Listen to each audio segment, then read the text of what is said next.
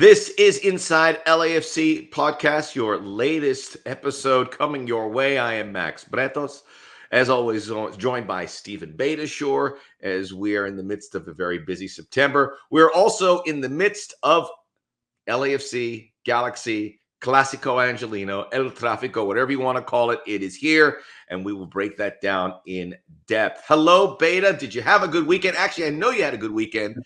How was the Niners game? Big win for your guys. He was there. He went to Levi Stadium in Santa Clara to see them beat Aaron Rodgers and the Jets and their throwback uniforms, which were very nice. It is always good to see you, Max. I am doing well. Niners got a big W. Monday Night Football. It's always fun. It was even more fun and more special because it was my son's very first 49ers game, and he was pumped. We got him a little Brock Purdy jersey. He had fun, and everyone around us was super nice and like, oh, how cute. It's his first game and all this stuff. So people were very friendly, very nice to us, and the Niners were even nicer to get the W. So good time, good weekend.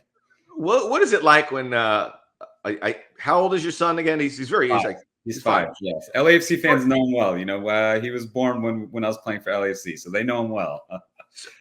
And going into a sporting stadium, going to BMO Stadium blows your mind, but going to a 70,000 full stadium, you had to have stopped to look what his reaction was, and his eyes must have been. Yeah, I take so many videos, not really of the field and the game. It's just of him like watching the game. It was very similar to when I was the Falconer a few months ago. I wasn't really watching the Falcon. I was just watching him. And as a parent, you know, a lot of parents that watch this know what I'm talking about. You know, that makes you feel good. You know, you see their reaction and their enjoyment and their little innocent face. And I'm just watching him jumping and singing and, you know, go Niners. Just it's awesome. It's an awesome feeling for the parents. It's nice to know you took your son, because I know if you went there with your buddies, you'd be starting scraps, dropping F-bombs. I'm just kidding. I'm kidding. You know, the NFL games, they get rowdy. Different vibe when you go with your buddies compared to when you go with your kids. Definitely. Oh yeah, I was down here because I'm all in for the Chargers. So I was watching the game, and I don't live too far from Inglewood. And I got out, I saw the Raider fans rolling out, and then I was like, and then I was very nice. I go, hey, how was the game? And then they said, oh yeah. I go, hey, what was it? What was it? Charger to Raider fans? And he goes, it wasn't as bad as it usually is, because you know usually Chargers don't have home games. They get overwhelmed. They said it was like 65-35. So that's a win for the Chargers. Yeah, not bad. Yeah, I've heard anytime they have a home game, it's almost in favor of the other team, which is it's tough. You know, you don't want that as a home team. It's all about you want a home field advantage. Yeah, something that LAFC has enjoyed. But they were on the road this week. Well, what a segue that is right there. Oh, great. They haven't been on the road a lot. But this, because the League's Cup, most of their games were at home. But they've been very good away from home. And we were curious about this as they were the shorthanded road warriors, as I like to call it. And we know 6 players, which we will talk about. They'll all start coming back here to LAFC as we are recording this on a Tuesday. And some of these players are still going to play games before returning. So we'll delve into that here in a moment. But a shorthanded team, we talked about it last week, how they were going to come out. They came out with the 2 forwards, Olivier Giroud and Kai Kamara. They played a 4-4-2 for the first time. It was a lot of fun because the LAFC supporters that we follow on the chat groups and social media were all curious what it would look like. That's what it was looked like. The bench was all LAFC 2 players, many of which didn't come in the game, but it was great for them to make the 18-man roster. Mm-hmm. We talked about a game like this. They went out. It wasn't, we're going to keep it short here because there's not much to talk about. It was scoreless, but you get a nice point against a team that beat you at home. What is that like? The flight home, even when you know you're very shorthanded, you have to play a formation you're not familiar with, and you go out against a good team that beat you, and you get a result. It's a good feeling. It's a good feeling. We talked about this a couple weeks ago when you have a busy stretch like this, a stretch where you're going to have to throw in some guys that necessarily don't start every week. And I think the guys came into it ready to fight, ready to work, ready to battle, and they did. They didn't create a ton of chances, but they played a new formation. And you can tell they kind of were getting familiar with it towards the end of the game. It took some time, but, you know, it was almost like a a 4-3-1-2 with the two strikers up top, and it's a different feel, right? Rather than the 4-3-3, or recently they've been doing the 3-4-3.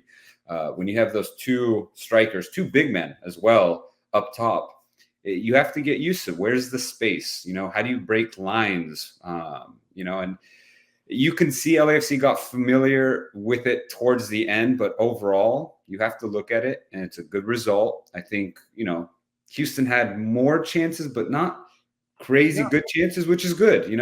It's not like, oh man, we barely got to that one. No, I think the 1-1 was just, and it's good. Team just beat you the week before 2-0 at your place, so now you go on the road and you get a good result. You don't concede a goal and you don't lose twice to the same team. That's good. And now you get your guys back, which is the biggest thing. So yeah, overall not bad. Excellent indeed. And one big thing is that in the game at home against Houston, they had a 2-man midfield. They adjusted with a 3. This is a 4-man midfield. I don't think they're going to play with a 4-man midfield, but they had a lot of midfielders available. The problem was they didn't have wingers, 4 of which were 4 attacking players were out on international duty. But I think you see, if you run into Houston again, if you crowd that midfield a bit, then maybe it's advantageous. I don't know. I mean, it's certainly we saw their passing not as fluid as it was, as you would expect when you increase that midfield. But it was a good result. And the LAFC 2 players, a couple who came in, we should mention LAFC 2 winning over the weekend as well, and they are in 4th place in the West, so they're going to head to the postseason. I think they have like 4 or 5 games remaining. So support LAFC 2. Some games coming up at Titan Stadium in Fullerton. So that was a good result. And you know what? What do you get a point, and when we look at the standings at the end, maybe that point is the difference between 2nd and 3rd, 1st and 2nd.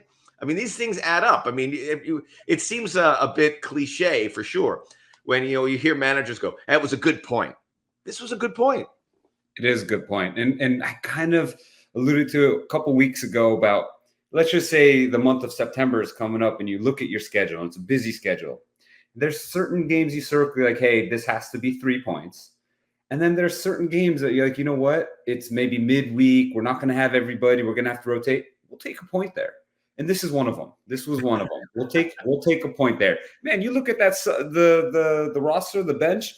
There's a lot of names on there you're not familiar with unless you're watching LAFC 2, right? And so the fact that they go in there, they get their guys, they play well. They don't concede a goal. They get the shutout, which is fantastic. It's really good. It's a good result. So yeah, you can't win them all. Like I don't know how many teams have ever done that in the history of sports. You just can't win them all. So the draw here is good.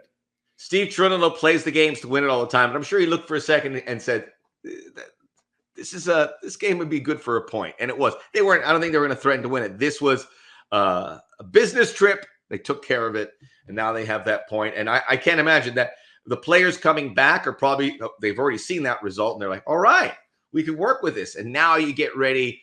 We'll talk about September. We'll talk about what's coming up. But the players coming back, we get the band back together. I'm going to go over some of the highlights thus far with regards to the international dates. Top of the list, Matty Bogusz. He's on his way back. He played 2 games. He played 1 game for Poland. The second game, he started against Robert Lewandowski. Didn't have a heavy workload, came on around the hour mark, but he started, which means coach likes him. He is in the midst of that Polish team. Maxime Chanot's coming back. He played both games for Luxembourg. They lost those games. Kike Oliveira has a game tonight for Uruguay, but he played in the first game. That's a World Cup qualifier. So great news for Kike Oliveira as he continues to build up. And we had Omar Campos and David Martinez, who were just kind of making a bigger roster, weren't going to play, but getting that experience. I think they might be on their way back as well. And the final one is Denny Gabon, who is African Cup of Nations.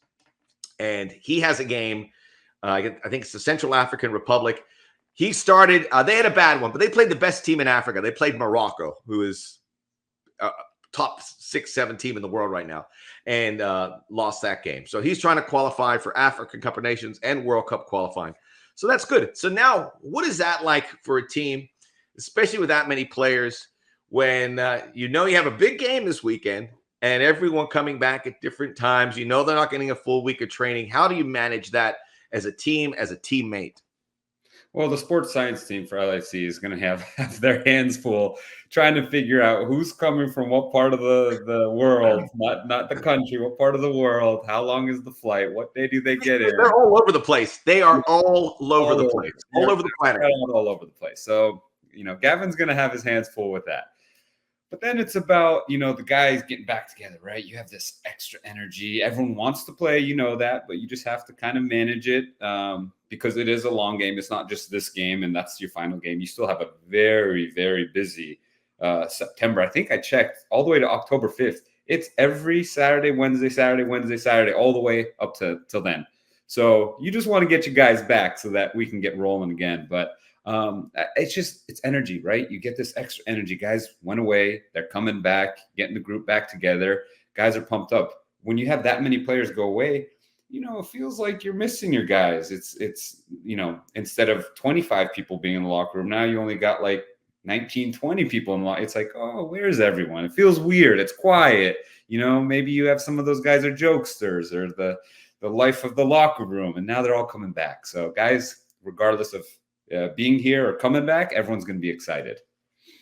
By the way, I forgot to mention one of the players who is here, Aaron Long, will be our guest. Where are my manners? He will be our guest later today here on. I was so excited about the Niners game. I forgot to. Aaron Long will be joining us. We'll talk about what he has been able to do during this international break. He still has international aspirations. I think we'll see when Mauricio Pochettino. He's looked good. He's looked great. He was the MLS player team of the week this past week. And I don't know if Mauricio Pochettino wants to go with older players. Probably not. But I wouldn't rule out Aaron Long, especially if he keeps playing this way. So they said the same thing about Tim Ream and all of a sudden he got in, played in the World Cup, and then you couldn't take him out. So it's never too late with the national team. If you're performing well, you're performing well. So yes. Yeah. There you go, Beita. We don't want to make it. We don't want to have another international break and there's 8 guys out because it'll get even more weird. But what about it's tough to get reacclimated, and it takes a day. You mentioned long flights. Some people don't deal with jet lags, but I think 99% of people do, especially coming from from Gabon or Uruguay or whatever. Those are long flights if you look at a map. So you're going to deal with it. So you have a day to get back.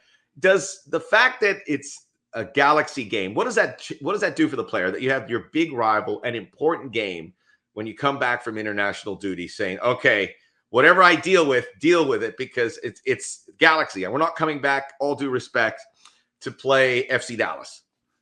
Yeah, so in 2013-14, when I was playing with the Iran national team, we had a big trip, right? It was a 17-hour flight coming back to MLS. And regardless of who it was, I wanted to play. And I'm trying to think, after the World Cup in 2014, we went to Colorado. So I flew straight into Colorado. I didn't go back to when I was with the Whitecaps in Vancouver. I didn't go back to Vancouver. I wanted to play that game. I was so excited. And the sports science team said, no, it's, you have jet lag, you might get injured, all this stuff. Don't worry about it. So I'm sure the guys are doing the same thing. They might not have a 17-hour flight. It might be a little shorter, but they'll all be excited to play in this game, especially, it's biggest rival right here. You got El Trafico coming up, the Galaxy, bragging rights for LA. And so, they're going to want to play, but LAFC is going to have to put their foot down and say, look, we're either going to limit your minutes or you're just going to have to sit this one out, depending on what day of the week they get in. For sure, if they got in today, it's just going to be a regen day. And then maybe tomorrow you give them a half day and then they'll be fine, full day. But if they're getting in Thursday or Friday and the game Saturday, I don't know if they're going to be playing maybe a few minutes, but you just gotta take it easy sometimes with those guys. Everyone wants to play, but sure. Yeah. It's a big one. We know Denny Bouang is a freak of nature, so he could become. Remember, he flew in the day of. This was a couple of years ago, and he went right into the game and played. Yeah. So I would assume that would ring true again. Going through that list and who has come back, I imagine the one guy who wasn't going to start, may have started, may not, was Christian Oliveira, because he has a game on a Tuesday. So you figure he's back Thursday. So he probably is on the bench. I think everyone else, Matty will be back. So I think you can duplicate a pretty similar roster, and they'll be fresh. And again, Denny Bouanga, we keep out of that conversation because he goes to the beat of a different drummer. The guy's crazy. He plays. Some guys are like that. Some guys, you're like, you know what? Science means nothing. History means nothing. I You're don't. a beast. So yeah.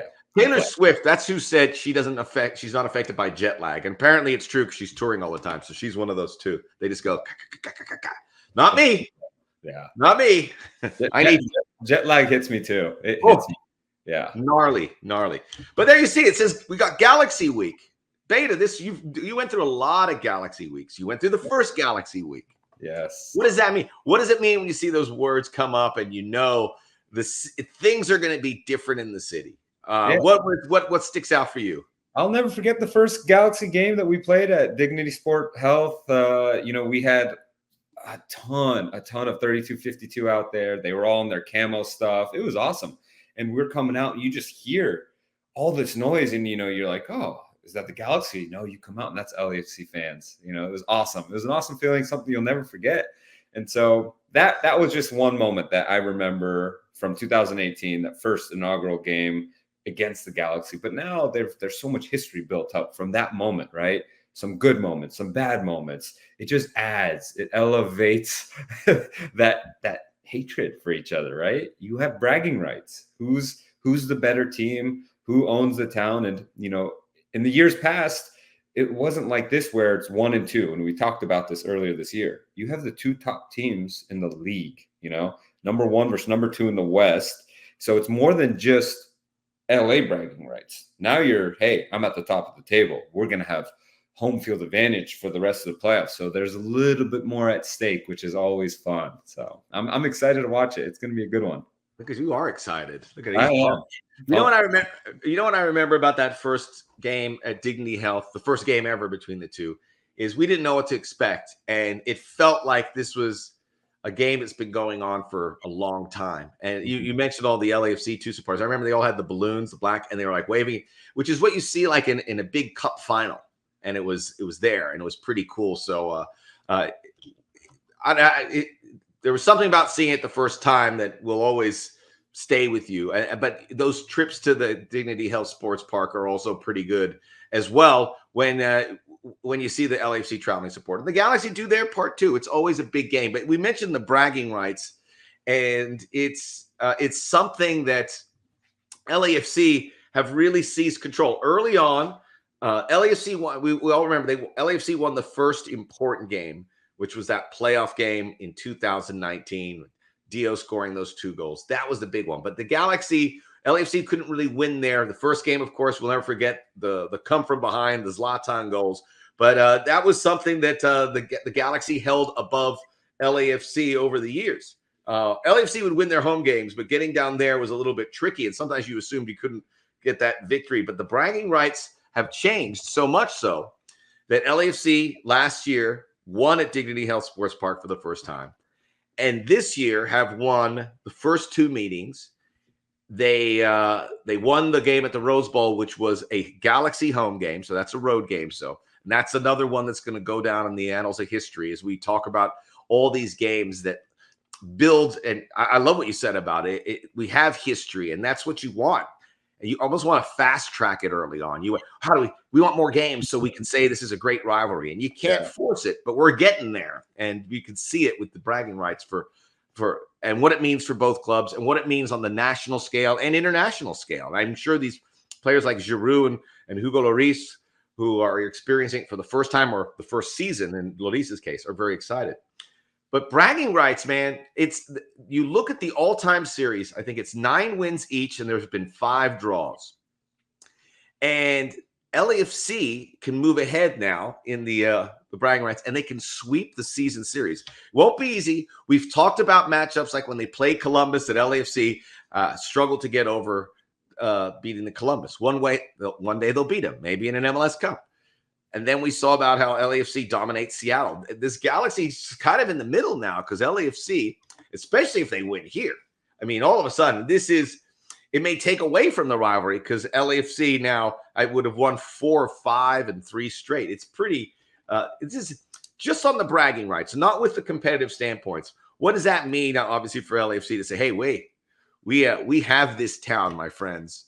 Yeah, it's a good feeling. And just having that feeling of we have your number, right? After this, man, if you get the season sweep, like, hey, we have your number. Galaxy's not going to want to see LAFC in the playoffs. They have our number this year. What does that do for the Galaxy's perspective if there is a sweep? It messes with the psyche. You're like, you know what? Hopefully we get someone else, or maybe maybe we don't want to play this team or going into the final game. Maybe we'll lose this game to avoid them. You know, it messes with the psyche a little bit. But at the end of the day, every game is its own. You got to handle your business. It's something that Galaxy fans are going to hold their players accountable for. Like, hey, you cannot get swept to LAFC. So it means more to everybody, these games. And I mentioned it earlier. Now you're talking about first or second, right? I know LAFC has 2 games in hand, so they kind of can afford to lose this a little bit more than Galaxy. But still, it means a lot to both teams, to both organizations, to the fan base, to everybody watching. It's one of those games that the whole league watches, right? You have all these players from other teams. When I was a player, it was the same way. Anytime we played Galaxy, when I was with LAFC, all my teammates, all my friends from other teams are talking, well, we're tuning in. It's a marquee matchup, right? And so everybody's tuned in and excited for it. So you feel that the whole week, you feel it. You're just pumped up to play in those games. I get pumped up still, just like, come on, let me get out there. Let me put the laces on. Whoa, don't forget your hamstrings. Easy. Not too much. Just remember we talked about your hamstrings last week. So yeah, I think the Galaxy, I mean, they have to be gripping, because there was a time when LAFC were like, and I talk about the fan base, they had their heads down. We want, and now it's a different sensation. But the Galaxy goes, there has to be some dread with this fixture coming in because they go, as you said, we have to win this or else.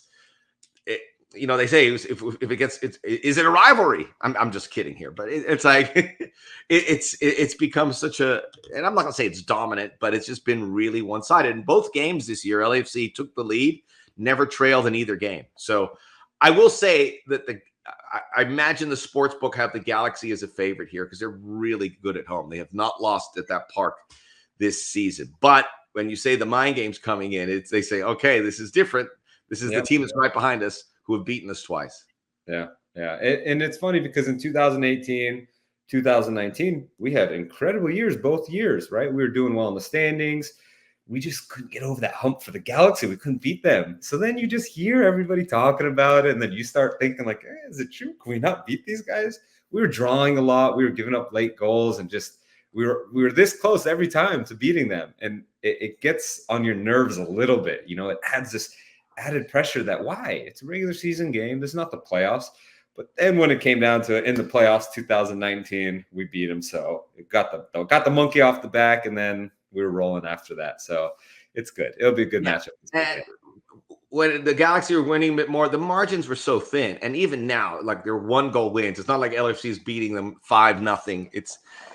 And that tells you that the Galaxy are probably due. You got to be nervous. We've talked about it. At some point, the Sounders are going to beat LAFC. Yeah, that's why I don't want LAFC to draw the Sounders in the playoffs because you'd be like, is it like red? When you see red, you're like, surely it's got to be black now, right? Sure, you're waiting for it. You see the X's instead of the blue. Oh boy! So let's talk about the significance because this is the biggest regular season matchup. No one can touch it. It always used to be the Galaxy would spoil it because LAC would be first and second, and the Galaxy would be in 5th or 6th. Yeah. And now we have first for second place. This is a huge game. Best in the West, let's call it that. The standings as it stands. LA Galaxy have 52 points. They have played 28 games. LAFC, we mentioned they had 3 games in hand. They have 2 games in hand, but they got a point. So it was a big point against the Dynamo. So they're 4 points back with 26 games played. If LAFC wins this game, they are going to win the West. They'll be a point back. If LA Galaxy win, it's 7. You still have 2 games in hand, although you don't control your destiny. So this is really the game. This is the game. As I said that out loud, you almost say to yourself, like we said earlier about the Dynamo, it was a good point here. Maybe a nice point, but they're not. They're going to be looking for it. But this is, just the swings here. I tend to think if the Galaxy, even with games in hand, if they win this game, it's going to be hard to catch them. You can catch them, but it's going to be tricky, as we'll talk about the busy September. This is mean, this is it. This is a titanic matchup with so much on the line. Yeah, it's a 6-point swing, right? If you lose this game, they got 3. You don't lose 3, but you lose that opportunity to gain those 3. So it's anytime you got the 2 teams at the top, you have to do what you can on the road. Again, I almost want to say, I said it about Houston's game, this past game that LAFC played. Maybe a point isn't the worst thing for LAFC. Honestly, it'd be a great thing. We can't look at it because you want to beat them, but it would be good business, as they say. You still have the 2 games in hand, right? You both just played, right? So you still have those 2 games in hand. And so a point wouldn't be the worst thing. On the road, you mentioned it at Dignity Sports Health Park. Galaxy haven't lost there at that place. And so maybe a point isn't the worst thing. And then you go to the next one, which I think it was two Texas teams, Austin and Dallas, maybe. So then maybe you get your wins there because they're not doing as well in the standings. I don't know. You don't want to look too far ahead, but it's going to be a very intriguing matchup for everybody tuning in for sure. Galaxy have not played since Sunday, September the 1st. It's not a long layoff, but it is. They have a week off. LAFC was supposed to have this weekend off, but they played. Not everyone was on international duty. Galaxy have some international duty players of their own. But there it is. It's all set up. But we've seen the past games. Look for LAFC if they can get a lead, because that's a good routine that they have had. And Denny Bouanga is always so big in these games, and hopefully he is ready to go. Let's talk briefly about September. You've already looked at the schedule. We know it's busy, but even creeps out into October. This is there. You wanted a break here where you had the Houston remake. You didn't get it because you know what's afterwards. Everything afterwards, there are games to be made up, but that is because LAFC's success, because they have done so well at the Leagues Cup and the Open Cup.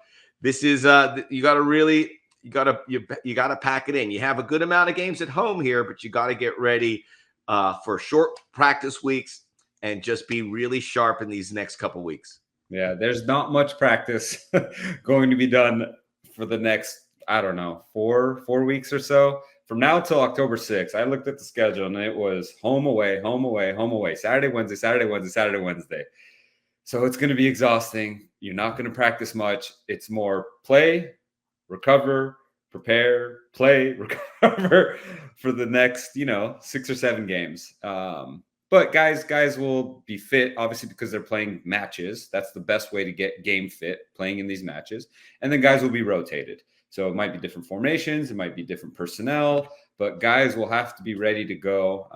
And so at the end of the day, look, as players, we don't really like to practice. We like to play in games. So this is a good opportunity. Go. You get to play your games. That's it. So hopefully everyone's ready. Hopefully everyone's healthy and available. And, you get some good results in there and you're going to look back like, man, that was fun.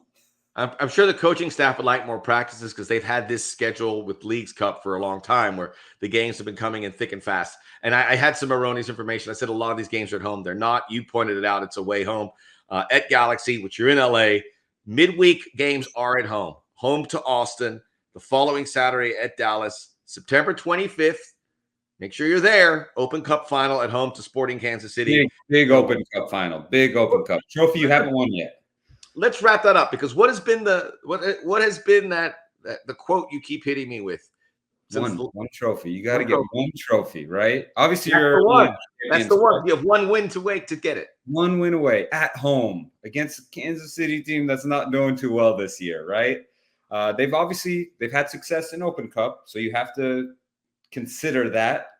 Peter Vermees, he knows a thing or two how to win Open Cup. But for me, that was also the one trophy I didn't win in my career, which I really wanted. So LAFC right now can say the same thing. Hey, we don't have Open Cup. We have a chance, one game at home to win it. I know LAFC has gotten close because I was a player with them when we got close to winning it.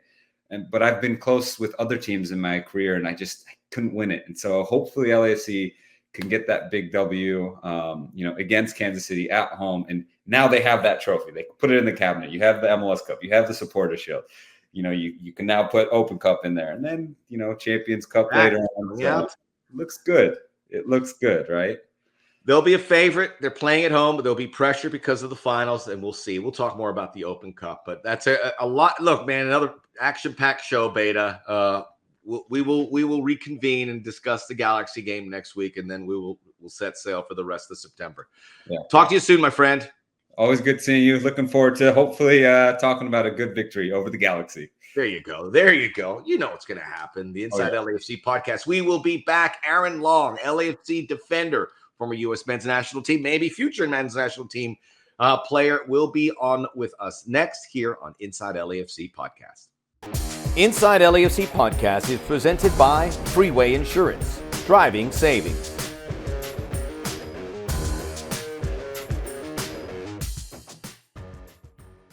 Welcome back to Inside LAFC podcast. Returning, I think, for the second time this year is defender Aaron Long. And timing is immaculate, Aaron. Not only we're getting ready for the big Los Angeles derby. You are an Angelino.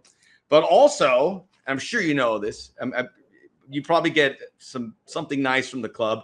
Team of the Matchday. You made it. Congratulations. Thank you. I don't, they'll give me a couple claps and, they'll maybe mention me in a meeting and say, hey, good job. Give me a couple claps. But you get something. The couple claps is something. They don't exist. They don't just gloss over it. No, it's more the boys on the team giving you a little hug like, hey, nice job. Good stuff. We on the content and the PR side, we make a big deal out of it. When these things happen, we alert the world. I mean, you're hyping us up. We appreciate it. We love you for that, Max. Oh, that's very nice. Well, I wasn't looking for a compliment, but I appreciate it. But I wanted to use that as a segue because this was a unique game, this Houston game. Missing six.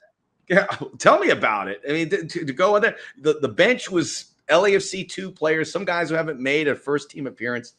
For someone who is a regular starter who has played almost every game here for the team, how do you prepare for a game like that, and how do you navigate through it? Yeah, those games are fun. I feel like every year, no matter what team you're on, somewhere in the league, there's going to be a game when guys are injured, you're down and out. You got to kind of throw a lineup together that's never played before, maybe a new formation. For us, it's a new formation, right? We played the 4-4-2 diamond, which we haven't played since I've been here. And I don't know if they've played that since Steve has been here. So it's been it was a very new system. We had the twin towers up top, which was something that we were talking about all week. Super fun, have the big dogs up there. But it's fun, it gets you out of that routine of every week, preparing the same way, the same system, which you're good at. But to go into a week like that, we're like, listen, we need to grind out a result here. It's going to be on the road. It's going to be tough. Something we've never done. There's a lot of video that week, a lot of little tweaking to tactical things and training. It's just like a whole new, it's like, okay, we got to try to learn this system in 3 or 4 days. So it's just a breath of fresh air, actually. And then when you come out of the game with a point on the road in a tough environment like that, when we're missing 6 of our guys, it's a big win for us. So that the buildup, it's a clean slate. You know who's not going to be there, and those guys are obviously leaving earlier in the week of which you had a full week between games. So all that stuff was implemented early. So that week, knowing this may not be duplicated or you play with the back 4 again, maybe it does. But this week, we're learning a new system. Let's get at it here from the jump. Yeah, it's more like as the week went on, it kind of developed into that. It was in the start of the week, all of us were like, hey, to the coaches, like, what are we doing this week? What's the lineup going to be? How are we going to get this 11th set of older, more veteran guys on the field? Is that possible? Or are we going to have to sit a couple of them? Because we had, 4 really talented midfielders out there. Are we going to have to sit one of them and maybe push Kai out to a winger and play with Olivier up top, or vice versa? There was a lot of questions, and even they were like, yeah, we're tinkering with some things. We're not sure. We're thinking maybe a diamond. And then as the week kind of goes on, it kind of trended that way, and we all felt comfortable. So again, it was fun. It was a collaborative effort, but I think the coaches nailed it on that one. Aaron, you don't have to say this. I'll say it for you. You're having a great year. The team of the match day is just the latest for playing for a top team in MLS, playing a lot of games and having a good standard of excellence. But I wanted to ask you, because you said first time we played as a 4-4-2, but you as a center back have played in a 4-3-3. You've played in a 3-5-2 with 3 center backs. You've played more almost like a back 5 at times.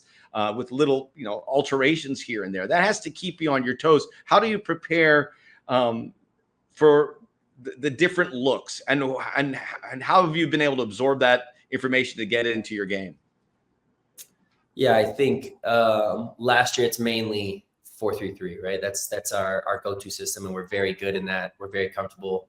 But I think this year there was certain moments and certain times where we needed to tweak to that 5, that 5-2-3 or whatever you want to call it, 3-4-3, whatever you want to label it as. But I think it is a little bit fun in the beginning, right? It's like, okay, let's see if we can make this work, and then we won a ton of games and we started feeling really comfortable in it. But I think the most important thing for me and for the team, and I think the coaching staff as well, is that we have these 2 systems now, whether it's a back 4 or it's a back 5, or more of attacking, back 3. I think all 3 of those we're very comfortable in now.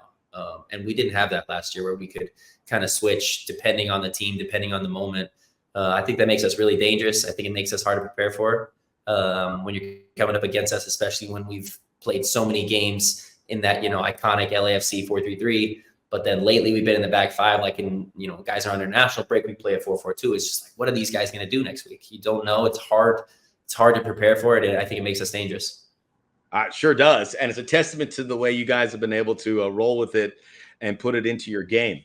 So we are here into Galaxy Week.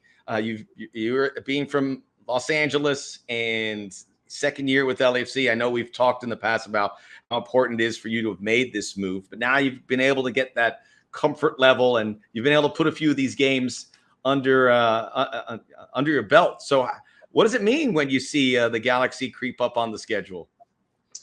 It's amazing, man. I think all of us as players circled those dates on the calendar, those derby games. They're important for the fans. They're important for the vibes around the building. Players love these games. It's what more could you ask for, And again, this, El Trafico, LA derby has turned into this iconic rivalry now in MLS, because the games have been so crazy in the past that you start getting those texts from other guys around the league, like, oh, you guys got Galaxy this week. I'm definitely tuning in. So it's just, like you said, it's one that you circle on the calendar, and you just, you're a little giddy all week waiting for it. I'm sure the guys who have been away on international duty are eager to come back, because this game, it's different. Because it's easier to get on the plane to know you're going to get back, because you have the Galaxy coming up on Saturday. Everyone wants to be in that matchup. Absolutely. We got to get these guys back and healthy. I don't know when they're coming back. I think they're going to start rolling in midweek, later in the week, but we got to start preparing, getting on the same page, get these guys back in the system for a day or two. So yeah, let's get these guys back ASAP and get them back healthy. I'm sure it's going to be a process. You'll get nice surprises every day this week as you get ready for that. Do you have a favorite moment in the 2 years you've been in this rivalry? And these have been a pretty eventful 2 years, certainly for the black and gold side. Favorite moment? No, I think just right off the top of my head, what comes to mind is either the most recent win in the Rose Bowl. I think it was special. It's my first win in the Rose Bowl. I think the team's as well. So that was really cool. Again, iconic stadium. I grew up going to that stadium as a kid. So for me to play in that stadium and get a big win there, and to have it feel so important, to two teams that were, I think, tied for first at the time, it was amazing. And then again, last year when we won in their building for the first time in LAFC history, also amazing, just to be able to be a part of history in that moment, and to see how much it meant to the guys that have been here for, since 2018, since it started. And finally get the first win in that building. So it was awesome. It was awesome for the supporters. I won't forget that day either, just to see when you guys shared it with the fans there in the end zone. And by the way, the ride home was crazy too, because it was 4th of July, and it was like Apocalypse Now on the way home there. We love it, dude. Yeah, those. I think there's a picture of that in our training room, like of us on the field, kind of like looking up at the fans. So you remember that moment. It's in your head frequently as you're in the building. You're gonna have to show us that one day. Maybe take a snap so I can share it with the fans. I'm sure they'd love to see it. Laptop in there now and just give you a peek. What do you want, dude? Let me know. Well, not right now, but we'll figure something out. But that's great. That's right. You pictured it. You visualized it very well, so I can imagine. Yeah. Do you look at the standings? I mean, because this is a big one. They're in first. You're in second. First place in the MLS regular season carries a lot of weight. So how is this one a little different? I mean, I think you start the year. I mean, I've been in the league so long now, right? You start understanding things a little bit more. You start reading this season differently. It's first couple games you're kind of feeling yourself out. It's not too big to look at the standings, but as you get down into these last 10 games, 8 games, however much we have left, anytime you play a Western Conference team, it's almost like a 6-point swing, right? It's not just 3 points if you win. It's a 6-point swing. You're gaining 3 points for yourself, but you're also taking those valuable 3 points from the team you're playing against. And there's only so many points left on the table for that team. So extremely important. Yeah, definitely. We know where we're at in the standings. We know where they're at. I think we have a game or two in hand. I'm not positive about that, but every game is massive at this point. We're looking forward to that. We also have an Open Cup final. We'll talk more about it as we get closer, but this is just something that people are going to get excited about on the 25th of this month. You have experience playing in an Open Cup final. In 2017, you were the Red Bulls. You played Sporting Kansas City, which is the opponent that LAFC has in this final. Ilie Sanchez was on that team. Rick, is it all coming back? Oh yeah, I remember it. You don't forget those big games ever. So I remember it vividly. Yeah, absolutely. What do you remember about it? I think that was my first game for a trophy. I think I was in my first year starting in the league. Was that 2017 you said? Yes. Right? 2017, yes, my first year starting. So to make it that deep into a tournament, and I was so young at the time, you're like, oh, we're a good team. Of course we're here right now. Let's take advantage of this. But I remember Sasha Klesha, the captain, in the huddle, speaking before that game. And he was very emotional, saying, you don't get these often. And he was in the later stages of his career. He was 30, 31 at the time. He's like, these finals are so hard to get to, and they're so precious. Like, let's make the absolute most of this, because you don't know if you're ever going to get here again. And in that moment, it didn't hit me the same, right? It's like, yeah, for sure. Let's take full advantage of this and let's win the game. Absolutely. But we'll be back next year. Not next year, but I'm like, listen, I'm 24 at the time, whatever. Like, I'm going to have chances. But now looking back at it, it's been however many years, and this is the first time I'm back in that Open Cup final. So now I'm on the other side. Like, this could be my last Open Cup final. I need to make the absolute most of this. And I know the team's feeling the same way. We were on the road that day in Kansas City. I remember the fans being so loud and being on their side and kind of being that 12th man for them. So hopefully this year we have those feelings, and the third 252 are going to bring it for that game. But to have it in our building is a huge advantage, and we got to take advantage of it. Yeah, it's to lift the first Open Cup in club history. You obviously don't get ahead of yourself, but we know the importance that would have. Absolutely. Whenever there's a trophy on the line, importance is high. Whenever there's history to be made, importance is high. So, yeah, we know what's at stake. We're a veteran group now, and we want to win it.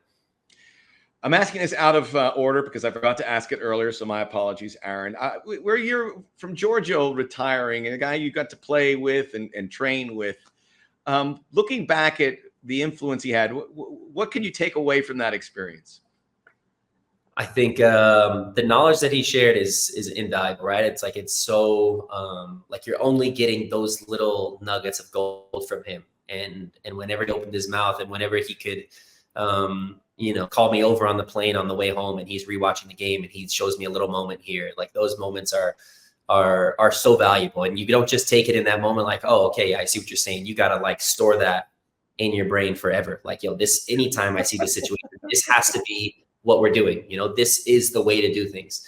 And he's very set and like, no, this is the way to do it. We're not going to do it like this anymore. This is what I want to see. So those little moments are super important for me. But I think also just from everyone in the building, seeing his mentality and the way he approached every day in training leading up to the games, his preparation for games, the way he took care of his body was, at the absolute pinnacle. So we still talk about it every now and again. We'll do some set piece practice. He'll get brought up like, oh, have you ever been marked by Giorgio in these, training set piece moments? It's like, it's life or death for him in that moment, but he translates that same mentality to the games. Like he's unbelievable, man. So anything you could take from him, you got to take it. Oh, that's amazing that your approach to this, because it's unique, and not only that, but I imagine having Hugo give you some tips and marking Olivier from time to time in training, that all goes into the memory bank as well. Absolutely, yeah. Had him on me today. He's an animal, dude. He's a beast. You can pass it on to your grandkids. Speaking of, you've had a lot of fun stuff that you've been able to do off the field, and I want to get your reaction to that. We were at the LAFC Foundation, which helps the community. We had the unified team there. You had the partners that LAFC is with that reach out to schools and building fields and futsal courts all over the city. That's got to be a little different ring, a little different view, because this is your city. To see that being part of a foundation, you got to play some golf too, which was nice. I saw you and Hollingshead trying to knock him out. I saw everyone seemed to hit pretty well, with a couple exceptions, but we won't sell them out. But you can if you'd like. But just being part of that and knowing that you're helping the community, why is that an important part of your professional life? Yeah, I feel like any time you're with the team, you want to feel like you're helping out your community, right? And for me, being from this community, it makes it so much more special when I get to those moments. But LAFC does such an amazing job in connecting, back to the roots, and we're always doing things with fans and with sponsors. Unified team, like you said, I think the unified team played at our stadium after our last game as well. Like, we have so many little things that we're doing that just helps promote the community and raise everyone up around us. It's really special. And again, like you said, if there's golf anywhere around, it's always going to make things a little bit more fun. So it was a great night. Who do you think who could we say is the best golfer of the bunch? I think it's going to have to be me for sure. Ryan's probably close second. Well, we'll have to put that to the test. That's for themselves, the scorecards. You got to do some research. It's a no-brainer. I asked Ryan, he said the exact same thing, but in reverse. Yeah, of course he's going to say that. That You also it was daddy-daughter date night at the LA Sparks game. We saw some photos on your social media. I mean, that has to be wonderful to be able to spend and something to know that your daughter's not going to forget anytime soon. Yeah, it was so cool. Honestly, it was beyond expectations going to the game. We were treated so well, all of us. But more importantly, I think my daughter thought it was super special. I think that was her first time to be down there on the court and watch these amazing girls and the way they played. And she was getting super into it, chanting defense with the fans. It was a really cool night and a special night for her, which made it really special for me. Oh, brilliant. Yeah, well, I'm happy. The guys had a ton of fun. All the daughters, it was amazing. Well, I'm so glad they put that on the agenda so you guys could share that. And I know there's a lot of great stuff ahead, and it's I can't keep you on here any longer because you have a very busy September for all the things we mentioned. Best of luck this year. And again, you don't have to say it, but I know some folks that are in the powers that be for the U.S. national team need to keep an eye on Aaron Long here playing for LAFC because he's having a cracking season. Thanks for your time, buddy. Thanks, Max. Appreciate you. Aaron Long joining us here on Inside LAFC Podcast. That's all the time we have. Enjoy Galaxy Week. Be safe out there. We'll be back next week to recap it and get ready for 2 games every week for the rest of this month at the beginning of October. On behalf of everyone here, this is Max saying so long.